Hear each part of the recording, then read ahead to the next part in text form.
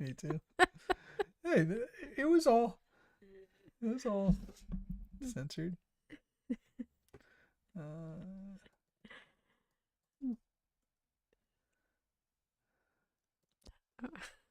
Like, how did this get us up? Okay.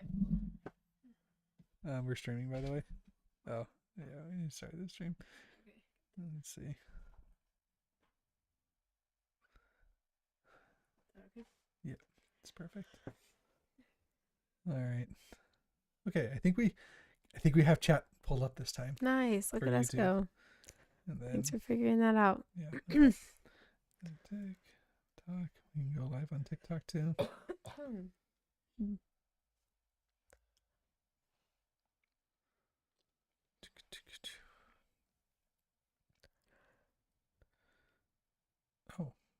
That's weird. I think I can Switch just to start. the other camera. Yeah, I'm gonna start the virtual camera on here.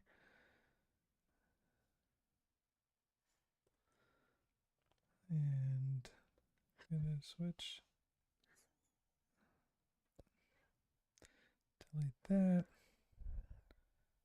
And we can go live here. Episode.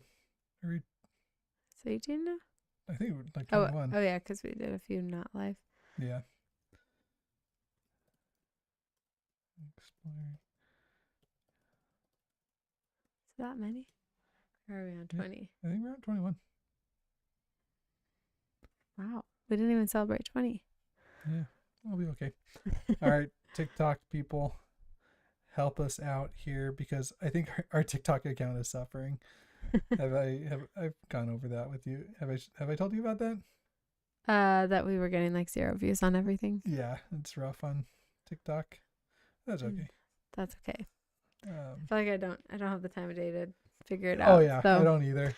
I know. I was reading comments on like Reddit and stuff, and they're like, "Oh yeah, if this happens to you, then you just have to start over." Oh no. I'm like, yeah, that's not gonna happen. I mean, maybe we could do a new account, but I don't know. We could. We're just gonna hope it somehow figures itself out. Yeah. Hopefully, our last video got 6 views. So somebody's seeing them. Somebody. So, but if you are coming, let's see if it pushes it out on here. Maybe. Okay. All right. Now we can at least see both chats. Nice. For anybody that comes, hopefully. Hopefully people come. Okay, and we still have to start the recording. Okay. If you're joining live, we're about to start our podcast recording, and then we can answer chat questions afterwards. Yeah, and we're going to do a little bit live that isn't necessarily probably going to be in the recording, where we explore beyond the map's edge, which is a new treasure hunt. Well, new to us. New to us, treasure hunt. Yes, not new in general. Okay. All right. Let's see. Start recording. Welcome to the Better Half Hour, episode 21. I'm Mackenzie. I'm Josh. And we are married. We've been married for 10 years, have 4 little kids. And we started this podcast a few months ago to just chat about the day, the week, and the crazy ups and downs that we go through. Yeah, and honestly, partly because we have a hard time making time for long discussions. And this is a good way for us to at least have one per week. Yeah. So if you're joining in, thank you so much for supporting us. We have a lot of fun getting to know you guys. So thanks for listening. Mm-hmm. Yeah. All right. This week it's been a pretty fun week. We got back from Utah to Arizona this week. And on Sunday, I guess, of last week. Well, depending on if you consider it Sunday first day or last day. But that was an adventure. It was Father's Day, spent driving. So that was, a little bit rough. There was no like sleeping in and relaxing or doing anything like that, really. Yeah, we were rushing out the door. Usually we split up the drive and do like 5 hours in the evening / when the kids are asleep, and then we wake up and hang out a little bit and then do the next 5 the other day. But we decided to just do it all in one day while the kids were awake. Yep. We usually split it up too because we usually are leaving either after work on Friday. Yeah. Like I finish working and then we leave. And so we split up for that reason. Or we have like an activity planned coming home. We have an activity planned on Sunday morning or something Mhm. that we want to take most of the day and do. Like last time we were playing in the snow for most of the day. Yeah, right? that's true. And then we, so usually there's like reasons why we split it up. But this time we didn't have a whole lot going on on that Sunday. So we were just like, let's just bust it out. Yeah. And we usually are like powering through, don't want to like make a lot of stops. So we decided we would take our time and see a few things. And We I don't found know if out- that was a good choice or we- not. We found out why we don't do that. Yeah. yeah, it was a little rough. It was pretty rough. I mean, it's always going to be rough. I don't know if it was so much more rough that, I don't know. I think it had more to do with not splitting it up and going the full day. And yeah, because our youngest is 8 months old and he did not want to be in the car that day. He was not having I it. think he cried for half the drive. It was so bad. Yeah. Yep. The only way he would calm down was if we like blasted the music louder than his cries. And so we had to listen to like Baba Black Sheep like We were 20 just- times. We were just cranking Baba That was Black what our Sheep toddler in our wanted. rental car minivan. Yep. We were a sight to behold. But it was fun. We saw the hoodoos. Is that what they're called? Yeah. Hoodoos in Bryce Canyon, Mm-hmm. which apparently has more hoodoos than any other place in the world. Yeah. what Which we are just read. basically like big pillars of rock that are pretty cool Mm-hmm. in Bryce Canyon, which, fun fact, is not actually a canyon. Did not know that before you informed us on the drive. Yeah, we learned some fun facts. Our 8-year-old was very offended by that fact. It's like, why do you keep calling it a canyon? It's not. I'm like, okay, Liam, the name is Bryce Canyon, so we can call it Bryce Canyon. It's just not actually a canyon. That's all there is to it. He's very into the specifics. Yeah. So it is correct to call it Bryce Canyon because I believe that is its official name. Its Yeah. official name is Bryce Canyon. It Mhm. is a misnomer. But it was beautiful. It Yeah. was really cool to see. Yeah. And not too far off the road we were on. So that was good. Yep. And we got out of Utah. It's crazy in Utah right now. Yeah. Like if you look on videos and stuff coming out of there, there's just 5 or 6 fires going on. There's so many. And it just looks like like the sun is red. It's almost like a war zone in terms of there's just ash and debris in the air. Yeah, there was ash falling the day we left, and the fire was not even that close to us. But Yeah, but it was just like Yeah. literally ash would cover the car. It was like it was snowing. Only Yeah. it was ash the day we left, which was last Sunday. And Yeah. I think it's gone substantially worse since we were Mhm. there. yeah, I feel bad for everybody up there. It's rough. Yeah, and it was, I wouldn't say hard to breathe in the sense that like you could breathe in air but it felt like you were like wheezing. I don't know. It just felt like very like if you're in a super polluted place where Yeah. your lungs just kind of hurt after a little bit. So Yeah, you wouldn't want to spend much time outside. yeah, I'm glad we came home when we did. yeah, for sure. Mm-hmm. Anyway, so hopefully Utah can get it under control and have a wetter winter this year because know. there was like hardly any snowpack from last year, which made for super dry conditions this summer and tons of fires. Yeah. Yes. Yep. Yeah, hopefully. I know there's limited resources that are all spread so thin now, so hopefully they can get the help they need. Yeah. Yep. Mhm. All right. But yeah, kind of not the way that, not the best way to spend Father's Day though. Yeah, I'm sorry. But you did give me a new hat signed by the kids, which was super cute, and a new battery pack for the phone, which was super useful. And I'm excited about like a year-long geocache subscription, which I'm very excited about. Yeah, we've never done it before, but we've always wanted to. So Yeah. it'll be fun year getting that going. We won't hike till here until like November because it's pretty But I really think hot. there's geocaches around the city. We're Yeah. going into Phoenix tomorrow. I'm taking most of the kids in to do like the Arizona Science Center, and so I'm gonna look and see if there's any geocaches around there. And see if Yeah, that'll be fun. I can do one with the kids. That's a good idea. Yeah, I think they'll get into it. I think so. Yeah, if any of you listeners are into it, let us know because we don't know what we're doing yet. No, not really. Yeah. hmm And you also had another Father's Day gift that was earlier on, just Oh so yes, everybody yes, knows. yes, yes. I my watch broke like a couple of weeks ago, and so I got myself an early Father's Day present for like a new watch. So that was my main present. The hat was so funny. It was like cute in my head. Like I was gonna have one kid write "Dad" on the front, and then the other kid was gonna write "We love you" on the back. But then they both wanted to write their names on it, and then Afton like drew some little hearts when I wasn't looking. So no, It's super cute. I like it. It's so cute, but Looks like a little art project from the kids. yeah, it was definitely from them. Yeah. That's cute. Yeah. All right. Mhm. Okay. Well, that's kind of Father's Day and the trip home. It's so good to be home though. Coming home after a long trip feels so good.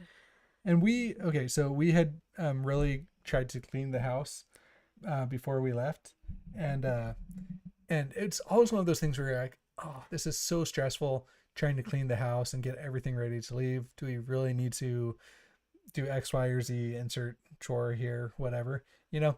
And then coming back, it's just so nice to come back and not be overwhelmed with additional work that you didn't do before you left, because you're already tired. You already have to unpack everything. You already have to do a bunch of stuff. So just coming home to like a baseline clean house is really nice. It's the payoff is so nice. You're always getting the one getting us to, get it to a good level. It's a lot of work, but I'm always so glad when we get back. Yep. Mm-hmm. Well, we've been swimming almost every day since we got back. Yeah. That's the main thing to do here every day in the summer. and honestly, it's so nice. Like, people complain, rightfully so, about Arizona being super hot, but it's just so nice to go swimming like every day. It's just, I go after we get home from after I get home from work with the kids, and it's nice. I mean, it's warm out. Like, it's still technically 100 plus degrees, but the UV index is like at a 1 or a 2 past 5 o'clock, so you don't have to really worry about getting a sunburn.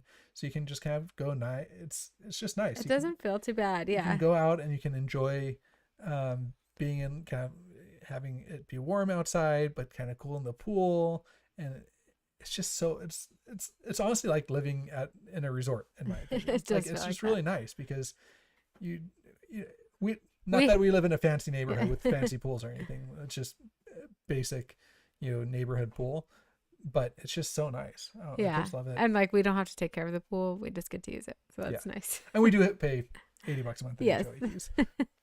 So we do pay for it in a sense, but it's still less stressful than having your own pool. And the kids, like, they'd never get tired of swimming. I know, it's awesome. They do the same thing every day. They go and play and splash and shoot each other and get mad at each other because they shot each other with the little squirt guns, and it's the same thing over and over. And then they beg to go swimming the next day. They love it. Yeah. So it's great. And our 2-year-old just started to figure it out, which is great.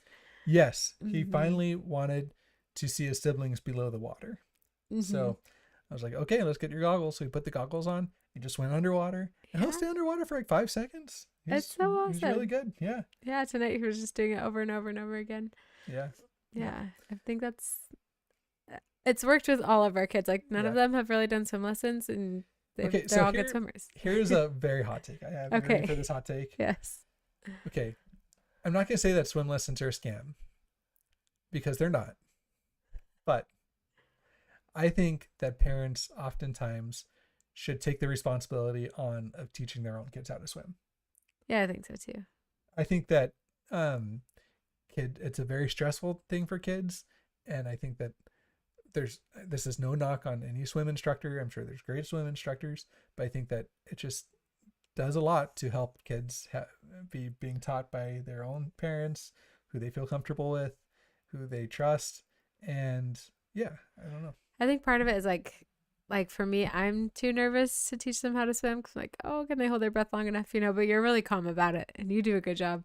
So you've taught them all very well. But part of it is I trust myself more than I trust some instructor to do it. Like, I just don't know if I'm at that place. So like, other parents probably feel more like me when they put their kid in swim lessons, I guess. But again, that's why I can't really be too opinionated about it, but I do feel kind of strongly. And the thing is, we haven't had to like push our kids really hard to learn. Like, that's they true. just have naturally wanted to. And we do expose them to the pool a lot. Like if Yeah. you live in a place where you don't have easy access to a pool and you only go swimming like a couple times each year, Mm-hmm. then for sure, you might need to pay for a program that gets them in the pool. Because that's the other thing with swimming is I think it's just exposure to the Yeah. environment where you can swim in that really gets kids comfortable and ready to swim. And I think you have to be doing it like every day for a period of time, and then you get comfortable enough where you want to do it. Yeah. So. Yeah, it's worked for our kids. Just a lot of time in the pool. We haven't really used floaties because I know that can get them false confidence. That's another thing that I feel kind of strongly about, that I would probably offend a lot of people in the family if they ever hear me talking about this. But yeah, I mean, look, like if you physically cannot be there to like be watching your kids, then I can see why floaty could be useful. And there are times when we put I think if on I our were to kids. bring like all of them by myself, Sure. Yeah. But yeah, I just think that they do a lot. In the long run, I think that they do more harm than good. In the short run, obviously, you're like, well, maybe if they didn't have their floaty on, then they would have drowned or whatever. I guess like that's possible, but I think that if it prevents them from learning the skill, prevents them from learning how to swim, and it teaches them very bad habits for being in the water. Again, I don't have really a lot of research to back this up, so we didn't know we were going to talk about swimming lessons. lessons. So I could be wrong about this, but being in the water for most of my life and being a pretty good swimmer, it doesn't teach you naturally how to swim. Like, and again, this is all like, if you're on a boat, you should have a life jacket on. If you're kayaking, you should have a life jacket. If you're on open water, you should have a life jacket on. Like, of course, I'm not like saying anything bad about life jackets and stuff. They are important safety things. You need to have important water safety. But when you're at like the pool, teaching a kid how to swim or trying to get kids comfortable with the water, I think that introducing floaties and stuff like that can lead to bad habits that make it harder for kids to be comfortable and be proficient swimmers. And obviously it means you have to have like so much attention on them when they don't have a floaty on. You cannot have your phone with you. Like, you better not have your phone anywhere within like, I leave my phone at home when we go to the pool. I don't bring it. You have to be careful about talking to other people. And for sure. Like, your focus needs to be on the kids 24/7. There cannot be an opportunity to get distracted. Yeah. So, yeah. But it's working, and it's fun to watch them swim. Yeah. We were just talking about it, like, our youngest is 8 months. I'm like, 2 summers from now, 3 summers from now, like, all of our kids will probably be learning how to swim. I know. Having learned how to swim. It's exciting. That'll be a good feeling. Yeah. All right. I feel like people are gonna get mad about that rant I went on. They might. But. Also, we are not pool safety experts. No. Disclaimer. Big disclaimer. Yes, those are just our feelings. So we've been watching a lot of varied shows. Well, we got back, so we didn't watch like anything in Utah just because we didn't have time. So we've been trying to get caught up on shows. Yeah, that's true. We didn't watch anything for like 2 weeks. I missed it. But yeah, we've gotten into, we were doing a rewatch of House of the Dragon season 2, and we didn't get through all of it, but we'd started season 3 anyway, since that just started on Sunday. So that was our first thing we watched when we got back. And wow. It was so good. It was so good. It was so sad. I just am spoiling it if you haven't seen it. Sorry. Yeah, I guess spoilers for House of the Dragon season 3. Yeah. I guess maybe no. I mean, if you're watching it, you probably know there's sad stuff that happens all the time. Yeah, I guess we won't spoil it. Yeah. But it was phenomenal. We'll just say there was a big battle that happened, and a main-ish character died in the battle, and it was brutal. Yes. Yeah. Excellent show. Great. You don't have to have seen Game of Thrones to watch it. Obviously, some things will make more sense. There's a steeper learning curve, maybe, if you're just not familiar with the houses and stuff. But this isn't one where you should like jump in on season 3. Oh no, you can't. Definitely got to watch the whole thing. Yeah, you can't jump in on season 3, but you could jump in on House of the Dragon without. Yes, you don't watching have to. Game of Thrones first. Mm-hmm. Yeah. Yeah, it's a good show. Super intense, but so good. Everything, the acting, the sets, everything's amazing. Season 2 was kind of a letdown in terms of the pacing of it, and it just frankly didn't finish. Like, the first episode of this season, the one we just watched, was supposed to be in season 2, but I think they had budget and time constraints and stuff, so it didn't happen. So, and then there's like a couple storylines that they've kind of messed up a little bit. So fan reaction has been mixed, but I think overall I've really enjoyed the show, and this episode last night reinvigorated my excitement about it. Yeah, I'm super excited. And yeah, if people haven't seen it yet and they get to just binge through it, won't really matter. Yeah. So I do have another podcast I do with friends called Fantology. You can go check out, both Mackenzie and I were on the review of that if you want like our extended spoiler thoughts. Yeah. One that's been, if you're into spookier things, we started watching Widow's Bay on Apple TV. I think it's been fun. I really like it. Yeah. It's right up my alley. Yeah. And I get like scared pretty easily, so I wasn't sure if I'd be into it, but I feel like this is just the right amount of scary. Like, it's not giving me nightmares so far. That's good. But we're on like episode 4, so I don't know. It could get worse.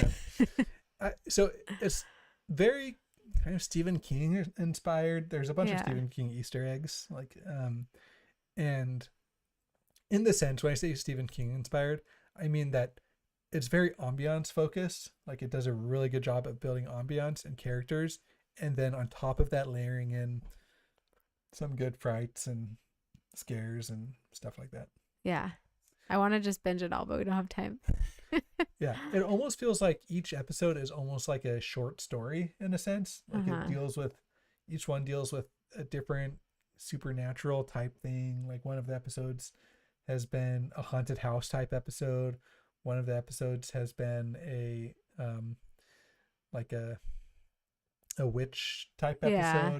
One of them was like a crone episode. Anyway, so they will take different like elements of horror, I guess. Yeah, and kind of make a short story out of them, and then and then it seems like there's a bigger story at play. But yeah, it's been really good. Yeah, it's been fun to watch. Yeah, I haven't seen many people talk about it. Yeah, I haven't seen it make like a huge.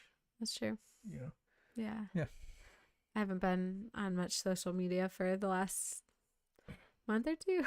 I don't know when I took it off my phone, but I feel like I'm out of the loop with a lot of things, so I don't know. And then on a very different note, we got to watch Toy Story 5 when we were up in. Well, can we say we watched it?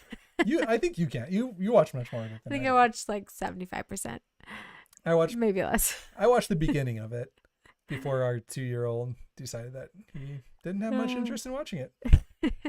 2 is a weird age for the movies because he's sat through other ones before, but I don't know. I thought he would like Toy Story, but he didn't care about it. No, he just wanted to climb over the seats. All of his cousins were there. The seats are cool.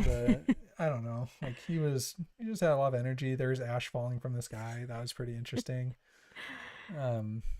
Oh yeah, and then the baby just did not like the dark theater. He was not having it. So, you ended up just taking both of them home. Yeah.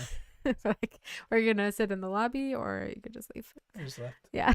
Did I come back? I can't even remember. No, you didn't. Yeah. Yeah. The beginning was cute.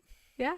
Yeah, the movie was cute. It was Toy Story, and I feel like they always do a good job. You can count on it to be good. And it was. I also, I'm out of the loop with like what's going on the internet. I don't know what people are saying about it. I felt like there was some things that was like, because the main idea is like the kids should be playing toys instead of on their devices. And it was interesting though, because like Bonnie's whole thing with the device was that she was chatting with friends who were making fun of her for not playing with toys. It wasn't like the device itself. It was the friends that were causing the problem. Yeah. And so I kind of wished it had been more of like the actual, and they don't want to obviously make the device the bad guy. Like, I think the end was like, okay, we can find a way to make this. I was watching a few reviews of this because I was like, I'm not going to go see it back in theaters.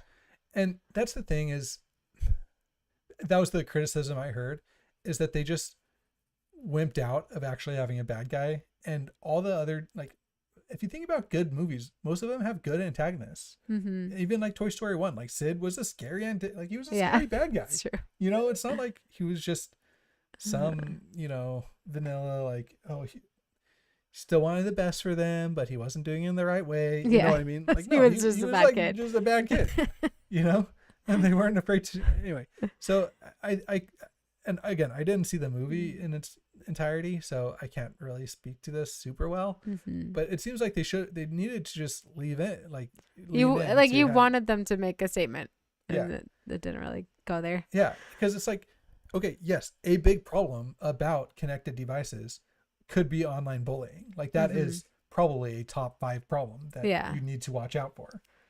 But that's not probably the top 1 problem. Like being, the way that these devices can hijack our dopamine receptors in our brain is the biggest problem. Yeah. And can get us addicted to them. That is the biggest problem. That's the reason kids aren't playing with toys, is because they're addicted to the Yeah. screen, Yeah. whether or not they're talking to friends on there. And so do you like, of course, if they are talking to friends on there at a young age, like 7 or 8, of course you should be monitoring that and making sure that they're in a safe place, not getting bullied on there. Yeah, which I don't think they should be anyway. Right. But if you make that, I don't know, like, look, if Liam's, Yeah. I could see Liam, he's 8. I could see him if he had like a group chat on some sort of game. Yeah, I with- guess if you compare it to like his watch or something, like it was her real friends in real life that Yeah. she was talking to. Yeah. It wasn't like they Yeah. were strangers on the internet. So Mm-hmm. I don't think that's entirely, I mean, we haven't done that yet with our 8-year-old, but I can see why that's not a bad thing to do. Yeah. But you do, of course, you should be monitoring that. And of course, it can be a problem. But like, that's not the way it made it seem like to me is the lily pad still wanted what was best for what's the girl's name? Bonnie. Bonnie, like still wanted what was best for Bonnie, but just didn't do it the right way. And like, I'm sorry, these device manufacturers, they do not want what's best for kids. You know what I mean? Yeah. Like maybe they're getting there with better parental but that's not what they're designing an iPad They're just for, making or money other off of your tablets. kid's addiction. Yeah, Yeah. like I'm sorry, Mhm. we struggle with it too. I'm not trying to pretend like we're have it all figured out, but like Mhm. it's not like these are just benign, wanting the best for the kid, just maybe going out about it the wrong way. Like, so anyway, it does seem like they missed the opportunity to actually have a Yeah. real It statement. was kind of weird. That being said, isn't Apple like a pretty big owner of Pixar or something like that? I don't know. Let me fact check myself on I that. can tell you. Let's see. The other thing was like, I don't know. It made me kind of sad that because we have an 8-year-old, which I think is Bonnie's age in the movie or around there, and like, I don't think it's ever crossed his mind of being like too old to play with toys, And so it was kind of weird of like, okay, now like these kids in the movie are telling Bonnie that she's too old to play with toys and she's a baby and stuff. So like, is he gonna think that? I don't know. Okay. That was another thought I had. Just to correct myself, sorry. Steve Jobs was Uh-huh. heavily invested in Pixar, but then when he went back to Apple, I think he sold his investment to Disney. So I'm a little bit wrong on that. Apple does not own Pixar, but Okay. anyway, so All right. there's not some grand corporate conspiracy, Mhm. perhaps. But yeah, Anyway, even with my complaints, the movie did make me cry, did make me laugh a lot. I think there were a lot of other really good things about the movie, Yeah. right? a lot of good things. Yeah. Hmm. So And definitely we'll be happy to watch it again with the kids. Hmm. that's good. I'm excited for it to come out on streaming, and I think look, it does probably present some really good opportunities for parents to talk to their kids about online safety and about interacting with technology. So it's probably a net good. I just think that it's Could have been better. could have been. Yeah. Yeah, but it was good. It was good. All right. Well, we've taken up a lot of time chatting about all this Yeah. stuff. I have some am I the a-hole Okay, let's do it. opportunities for us. Okay. Okay, let me see if I pull these up. All right. Okay. Well, we probably only have one for. Would you rather have a relationship like boyfriend girlfriend or this isn't like okay? Would you rather have one about a boyfriend girlfriend relationship or one about a friendship relationship falling apart? Which choose your own Choose adventure. the friendship. Friendship. Okay. All right. Let's get to the. Okay.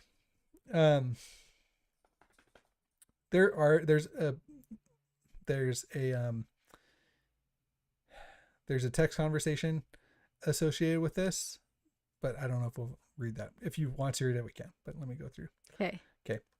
So, it says, am I overreacting? Best friend of 17 years wants a camera back that she gave me years ago. Okay. So I've known my friend 19F, or I've known my 19F best friend 19F since we were babies. We've always been super close, and she even lived at my house part-time for several years. Back in 2023, she gifted me a camera her mom gave her. I was starting a photography class and needed a camera for it. I was hoping my mom would buy me a cheap one. My best friend, who I'll refer to as Sis, and by the way, in her phone, her name is also Sis, for the remainder of this post told me I could have hers. I was shocked. It was a nice enough camera. I made sure I made sure she was sure about giving me the camera before accepting it. My mother was there for the whole conversation. I was not borrowing this camera. She told me she would, word for word, I could keep it. Fast forward to now, we have a fun plan on Saturday to go to water and amusement park. We've been talking about it for a while, and since I have a job, I'm paying for it. I genuinely just want to hang out and have a good time. I do not have many in-person friends to go out and do stuff with. Originally, it was going to be me, her boyfriend, and our cousin. Her boyfriend was going to help with some of the costs. Well, she broke up with him a little while back, so now I'm paying for everything since she is unemployed. And it's just me and her. Today, 2 days before the trip, she texts me telling me she wants the camera back. Not, hey, I really want to start taking photos again. Can I borrow /use half the camera I gave you? In which case, I would have let her borrow it. She texted me telling me she wanted her camera back, like she didn't gift it to me years ago. I use the camera. I love photography. I was taken off guard. I don't expect people to want things back they've given me. She also took back a blanket she gave me back in 23, recently too, and bailed halfway through a week-long stay at my house. I just want to know if I'm overreacting for being upset about this. My mom is in agreement with me. I just want some outsider opinions. There's a bunch of edits and updates, but we'll stop there. wow. Man, I want to know the update. I would say, no, you're not overreacting. Really? Yeah, you think so? Yeah. What? Yeah. I think that's crazy to ask for. Like, that's not a gift if you're going to ask for it back. That's true. That's where I draw the line. I don't know what it's kind of weird. Opinion is here. It's kind of weird. But if okay, so they're 19 now. This is 2023, so 3 years ago. So they're 16, right, when she gave her this camera. Like, okay, there could be, I don't know. Let me try and gather my thoughts. Okay. I think if my best friend, I probably have like 7 or 8 people that I consider like best friends. If any of them asked me for something like this, I would do it. Even if I didn't feel like it was particularly like gracefully handled, I would 100% do it. Like, I'm sorry, if somebody's truly my best friend and wants something from me that I can give them, I'm going to do it. Yeah, that's true. But that's another question is like, what are you going to do? But like, overreacting for being upset about it, like, I think that's. I wouldn't be upset about it. If they gave me something and then realized down the road that they needed it, then I would be like, thank you for letting me have it for 3 years, and I would give it back. I don't know. I think I might be a little bit. I can't imagine having a friend that would ask it for it back like that. When you're 19, I don't know. Like, things change. And if that's the thing, is it's not a need. Like, if it was something you actually needed back versus just like, oh, I want to start taking pictures again. Yeah, here's. Yeah, or I don't know. Look, I don't know. It's just, yeah. I mean, I get your point. Like, it's not a need, but she might.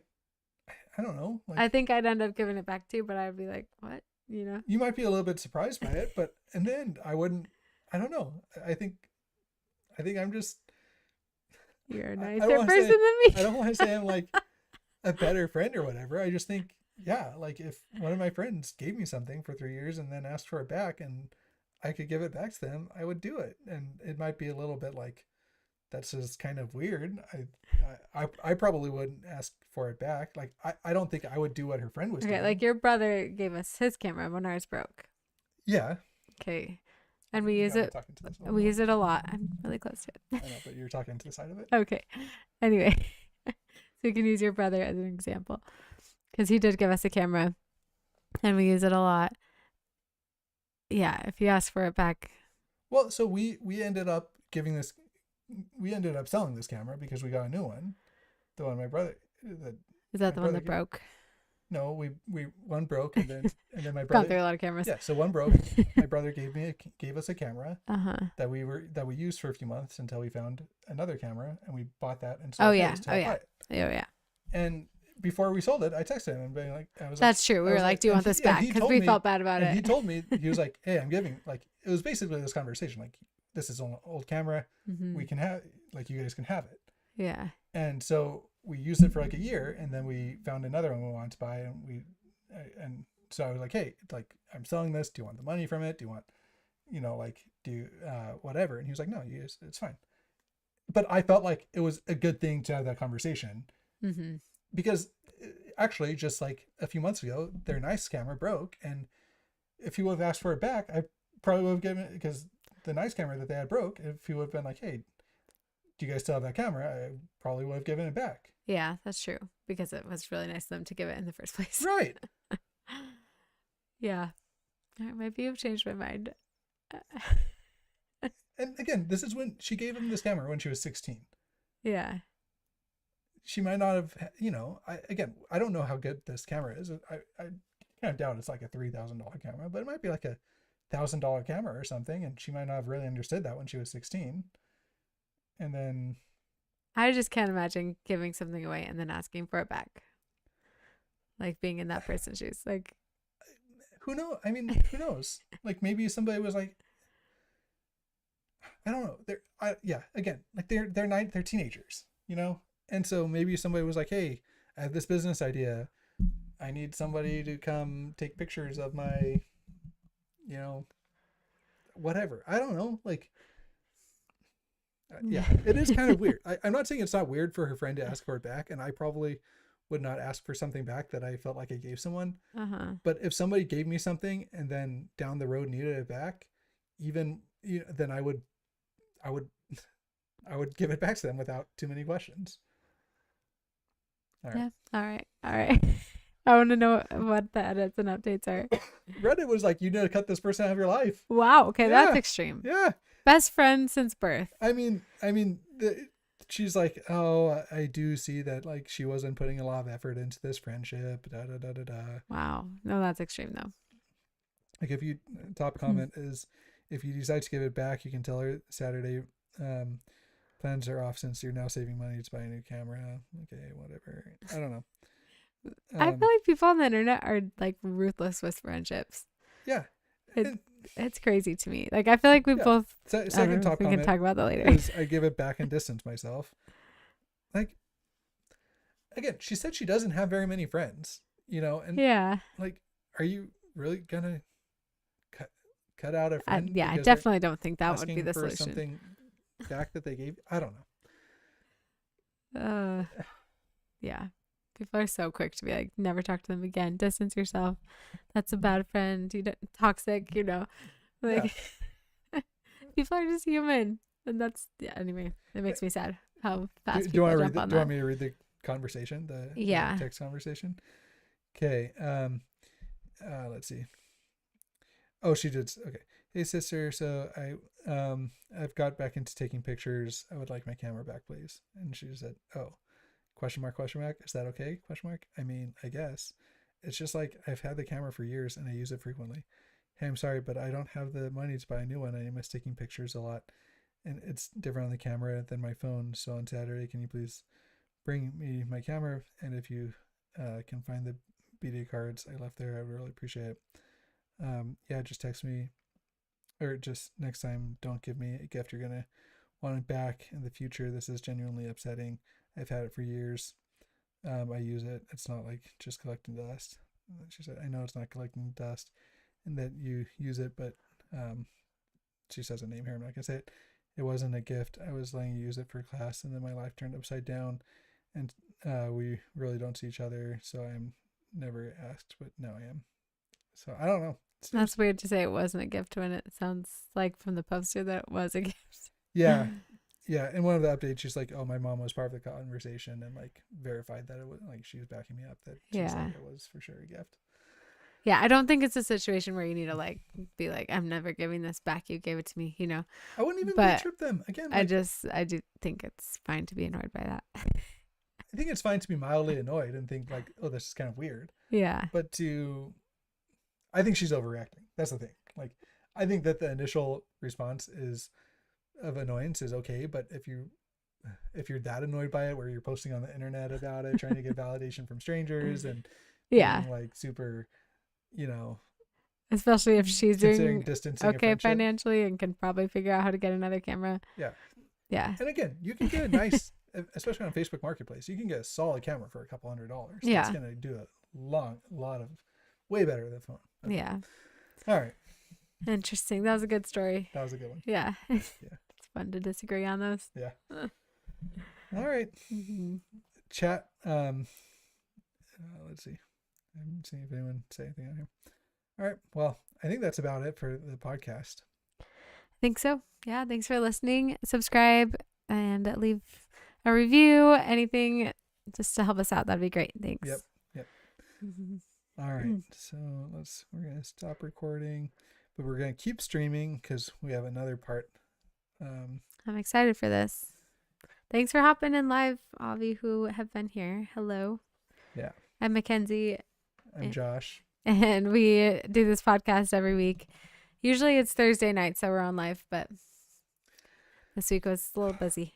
Yeah. Last night was rough. So we, if you look back on our channel, we participated in it's called the Utah Treasure Hunt. And we were so close. You can go back and see the whole story from there. Really, really close. Money just slipped through the fingertips. Like and feet away. Still super salty about it. He was the last person the treasure finder saw. We don't have to litigate this but the guy that found the treasure, super, super nice. Awesome person. We've chatted a little bit on social media. He felt bad enough to reach out to Josh about it. Yeah. Okay. So since then I've been aware of this Beyond the Map's Edge treasure hunt for a while. And so now that we're in the off season for the Utah treasure hunt, I figured it'd be a good time to dip our toes into this Beyond the Map's Edge treasure hunt. All right. So I like know virtually nothing about this. Yeah, you sent it to me. I think I looked at the page for like 30 seconds and that's all I have. That's all I know. So I think what I do know is that there's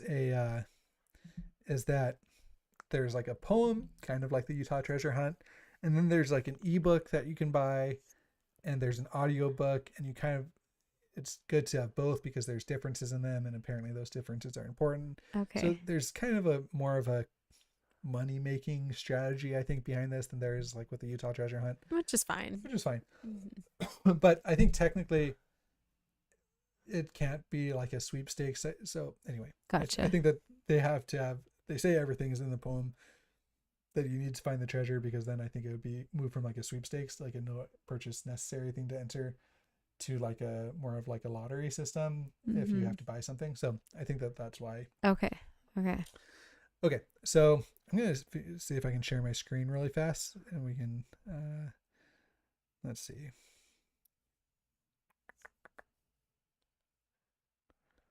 Yeah, we can go over it together. Read the poem. Okay, so I'm going to move this over here. I'm going to make us small and the screen big. All right, let's see. Where is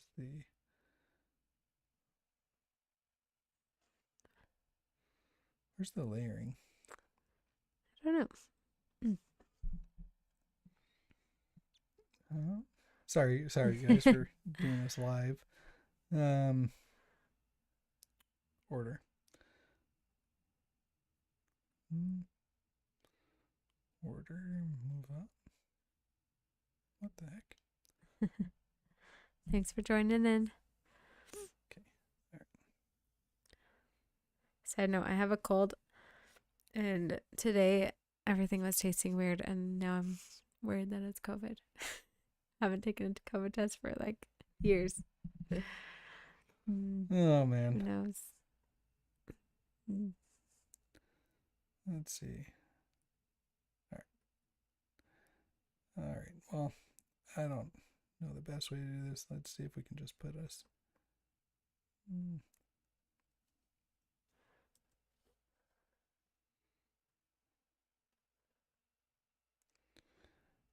Oh, I'm on this. Like, you apparently you guys all need to know that It's your recent search. yeah, that Nice. About Apple and Pixar. about Apple and Pixar. That's why everyone's joining in to find out about that. All right. Now let me add another.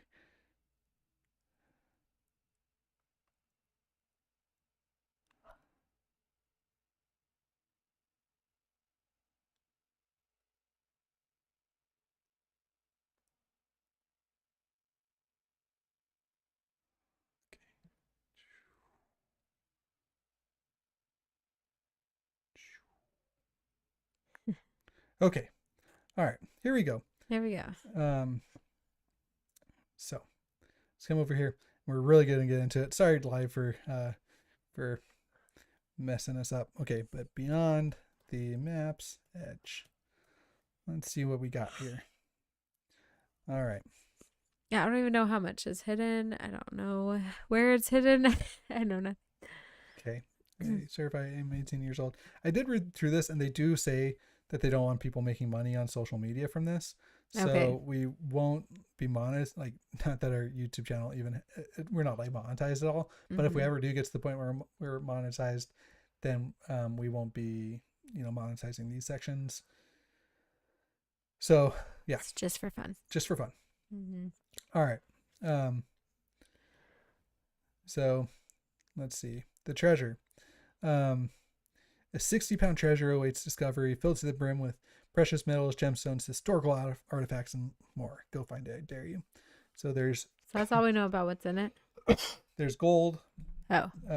Yeah, it's Okay, tells you. Gold or gold, gold flakes, gold dust, and more.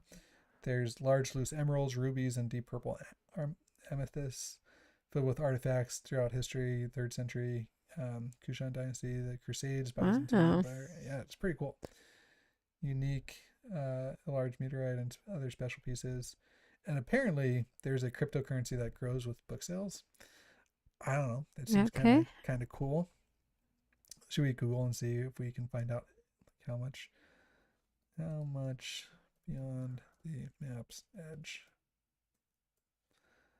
Like how much it's worth? Yeah. Worth.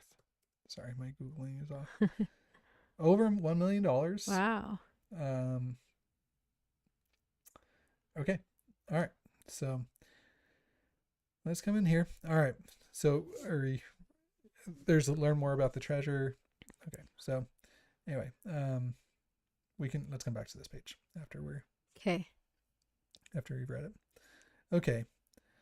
Should we read the poem? Wait, do we know boundaries before we read this poem? Let's look. Boundaries beyond the map's edge. Let's see. The clues and theories span locations ranging from southwestern Montana, Arizona, Alaska. But these are just like people's theories. So does he give any? Could just be anywhere in the world. I think it says somewhere on here that it's okay. It said okay. Start there. The treasure is located somewhere in the American West. Okay, we live in the American West. We live in the American West. All right. So okay. Probably that helps. It's probably within a reasonable way for us to get there. Yeah. At the heart of Beyond the Map's Edge is a poem. This poem unlocks my treasure hunt. Although there are other elements that will certainly assist you, the poem is the key, and I want everyone to have it freely. I'm including it here. Hey. Come back frequently. But this has been out for several years.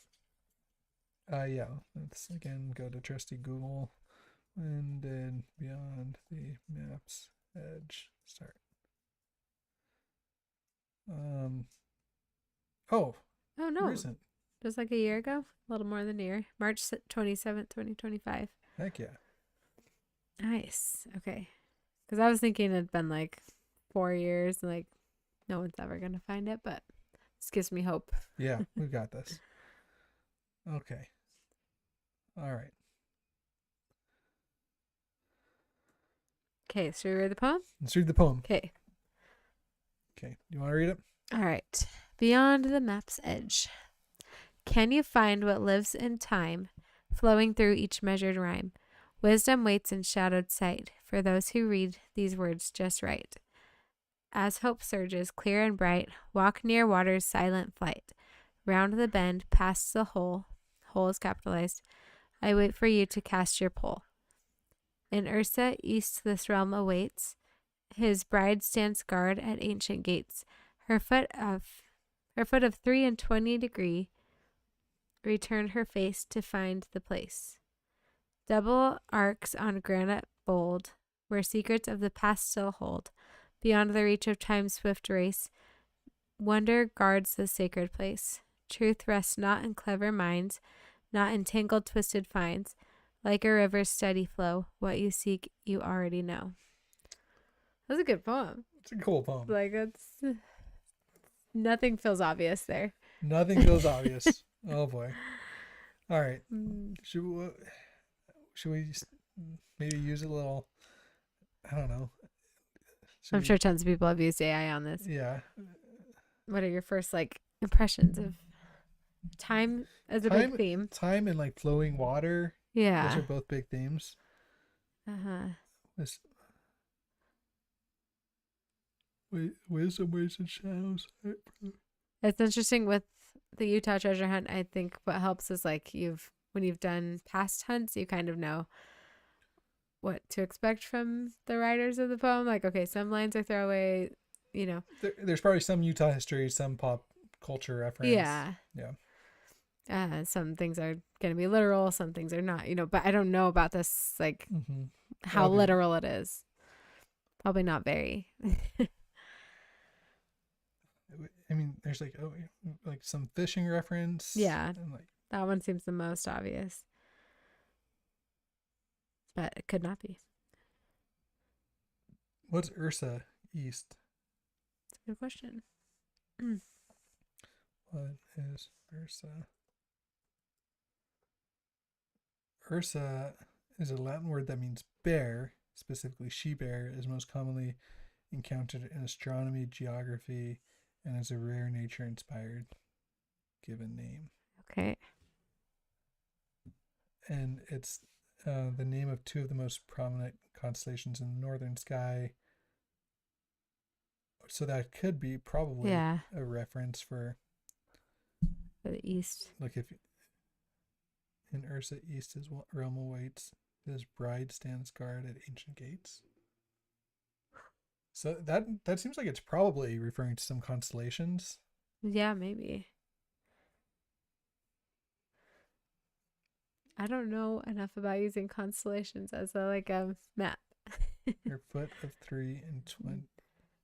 So if you like her foot of 3 and 20 degrees. So 23 degrees. So maybe if you somehow position a map, like if you orient it using those constellations, and then look at 23 degrees, and then return her face to find the place. Double arcs on granite bold. That sounds like a specific thing you could see. On the trail. Yeah. Who sent secrets of the past to hold?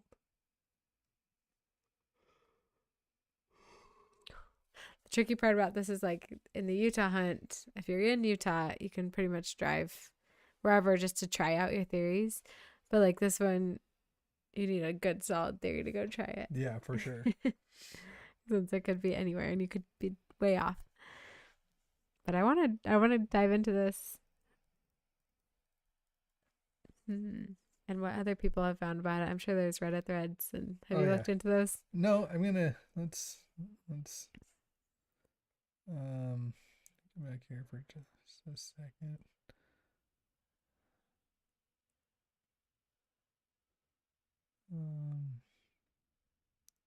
I'm going to come back. I'm going to just ask AI to give us a summary of the main theories. Okay, good idea. Um, So it does help to see what other people have maybe narrowed down yeah. instead of starting from scratch. Okay. Let me get back here.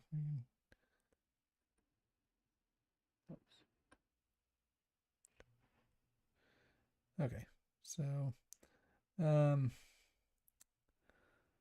what are the main theories about Beyond the Map's Edge? Summarize and briefly include lines reference. And again, I'm not like a huge, like expert on AI or whatever. Like, so sorry for using it, but if us using it offends you, but I do think it can be helpful just to get the brain flowing and as a research assistant. Okay. We should watch this Netflix thing, by the way. Oh yeah, we should. Whoa. What? It just gave us something and then said it can't help us. I've never seen that happen before.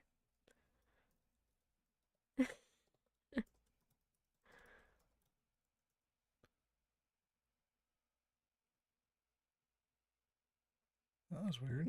Screenshot.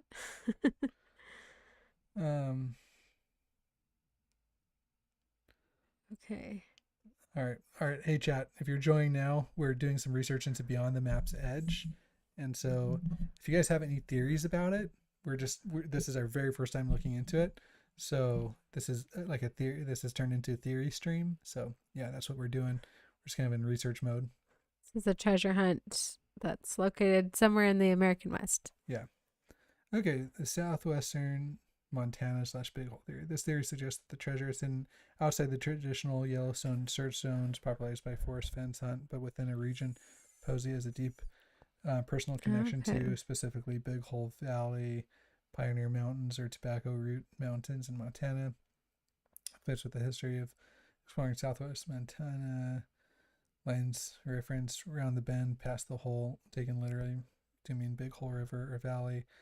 That seems like so obvious, though. Yeah. Walk near waters, silent flight, pointing to quiet, safe flowing mountain rivers or streams like the Wise River. And there's like a wisdom thing, right? That's interesting. Mm-hmm. Okay. Oh, okay. I keyed into this pretty fast. There you go. Celestial astronomical theory. Hunters focus on the theory, believing the poem requires physical navigation or specific compass bearing mapped to the night sky, likely centered around northern latitudes like Montana or Alaska. It uses star structures, constellations, or ancient mining settlement ruins that align with specific celestial angles like 20 azimuth line, pointing to an exact starting vector. I don't know how many like ancient things are there Ursa in the Major West? is the Big Dipper. Yeah, I'm sure there are some.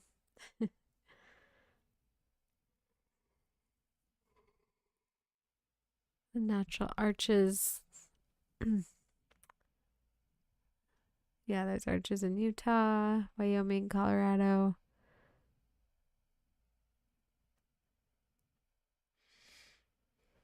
I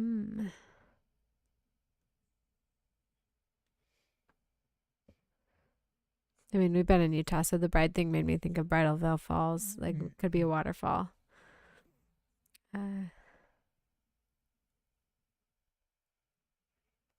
But standing guard, yeah, I can see the rock spires thing. Truth rests not in clever minds, not in tangled, twisted finds. Leads me to warn against overcomplication. That's true. That's interesting. Huh. It's probably not entirely too complicated. Like it's not, you're not doing something crazy. Okay. Yeah, that's a good reminder. Hopefully. Chat, any theories? We should try and do more of a live stream format because we are live streaming this. So, chat, if you have any theories, TikTok chat, YouTube chat, shout them out. Start researching this with us, guys. figure out. Figure it out. Yeah. Let's see. Trying to get my. Yeah, I don't know what. I know it's hard without like with such a big range of places it could be. And Yeah. do we even know if it's like in mountains or could be anywhere? I think it could be anywhere. Like public land, or like does he say? I don't know. Let's see. Are there any publicly? How do you spell publicly? I'm I don't sorry. think there's an A in there. Publicly available boundaries. Does it have to be on public land, or can it be on private land or a national forest?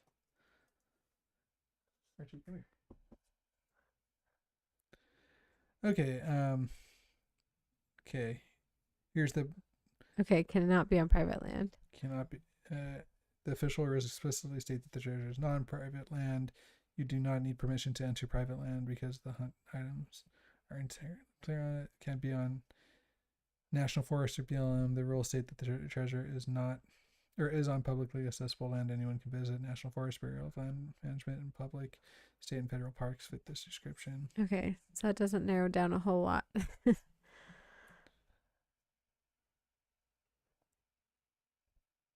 That's interesting. It's guaranteed to be more than 1 mile away from any his associates. So stay away from me. All right, thanks for Um, that help. it's not associated with any man-made buildings, nor is it near graves or grave markers. That's good to know. It is not dangerous places or anywhere that requires rappelling, climbing gear, ropes, or ladders. It is also accessible without needing a high clearance vehicle. That's good to know. Yes. Okay. We were going to be deep sea diving for this, so glad we're not. Were we? Hey, I do have my scuba license or certification. All right. Onyx, gauge.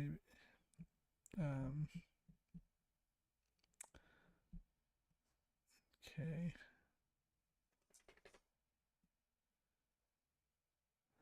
All right.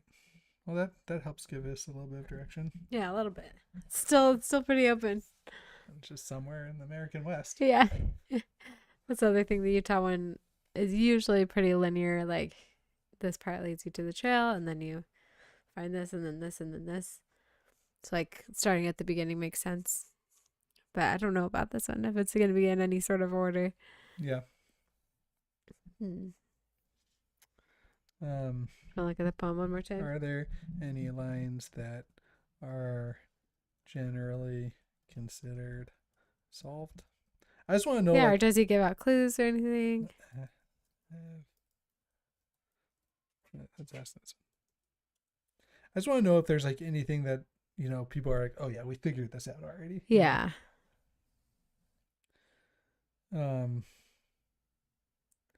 Okay, that stanza 1 and at least a portion of stanza 2 have been successfully decoded by searchers.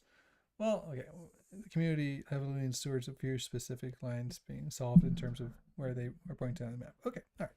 Okay. Round the bend, past the hole. I can't wait for you to cast your pole. The consensus is widely considered the most insanely obvious starting point, thought being to level the playing field to solve virtually the entire community tracks this to southwest Montana, specifically the Big Hole River, in the town of Wisdom, Montana, which matches other early hints like wisdom, weights, and shadow. Okay, all right. The book heavily details Justin's time spent in Dillon, Montana, with his grandfather as game warden in the exact region.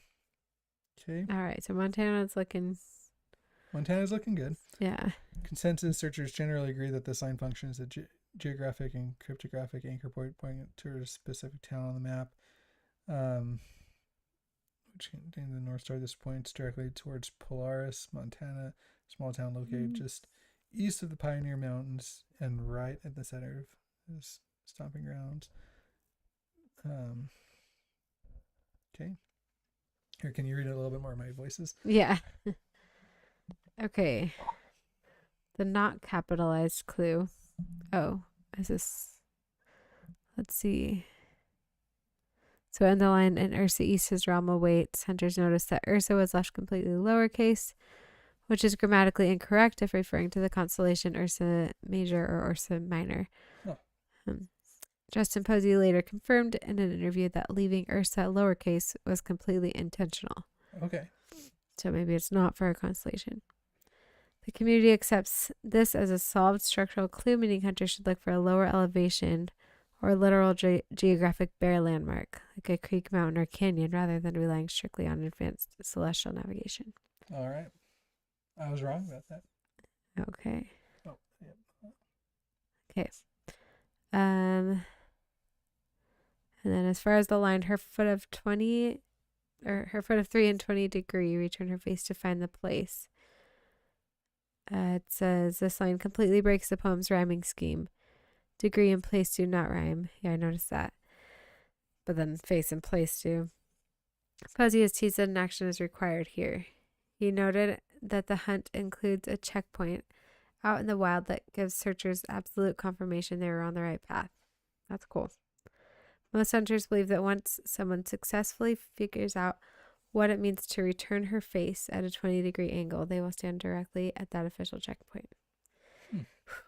Sounds like people are like getting there. Yeah.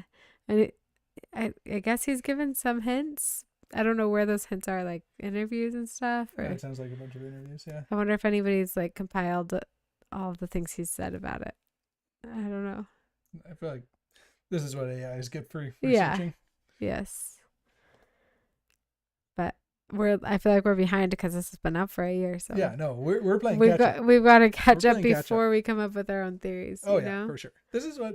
Yeah. Is for, Yeah, if you're just joining, we're looking at Beyond the Map's Edge. And if you have any theories about it, let us know because this sounds fun to be part of. We've become pretty big treasure hunters in this family. Yes.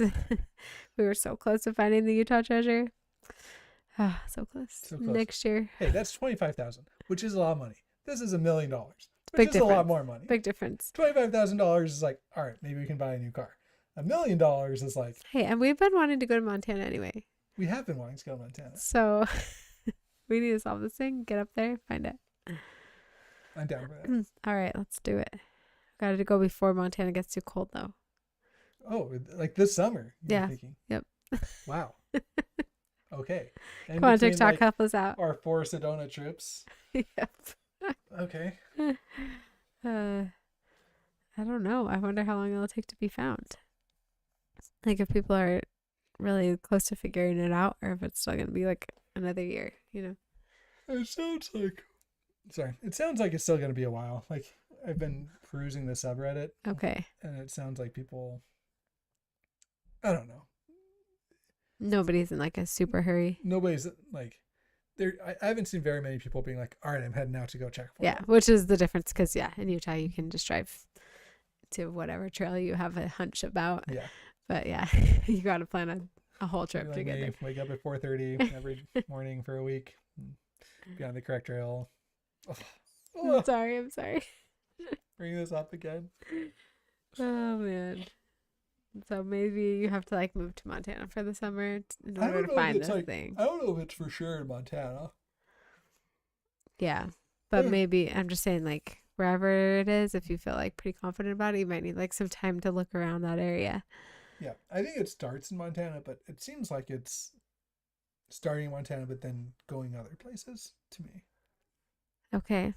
I don't know if he's going to give away the city it's in the first line, and then like it's just in that city.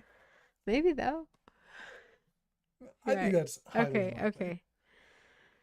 Ah, For $1 million, and you're just like, oh, it's like drop wisdom and whole, and yeah, that's you know, true. That's too in a obvious. small town. That's too obvious. I think it's like People would saying, have found it hey, too. start here, head this direction. You know, like it's Yeah, I guess it's called Beyond the Map's Edge because it's such a big thing. What is the map on the website? What's that about? probably the boundaries.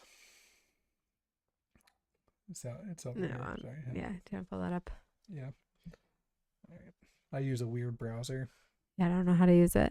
I It's a mean, good one. You showed me that it's really good, but I like it. Okay. Hey guys, if you're just joining, we're doing some research in Beyond the Map's Edge, which is a big treasure hunt, $1,000,000, give or take, hidden somewhere. This is our first time really looking into it, so that's what we're doing. If you're coming over, so yeah. All right. Here's the maps on the website. So there's like Alaska, and then it's basically just like everything west of Montana, a little bit of Texas, Arizona, Utah, Idaho. Oh, do we get live disconnected? Oh no. Rip. Well, should I go back on or just be done? No, that's fine. Okay. Well, that's just on TikTok, but we're still live on YouTube. But we can get off. That's fine. We can finish up. Yeah, I'm guessing this is kind of the boundaries then. Yeah. Probably not going to hide it somewhere that's not on this map.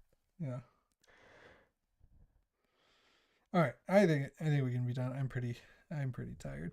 Gotta go watch some Widow's Bay. All right. Here's my... Or watch this Golden Greed. We could do that.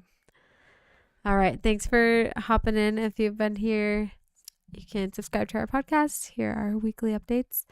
And yeah, thank you so much. Hope you have a great week. Thanks, guys.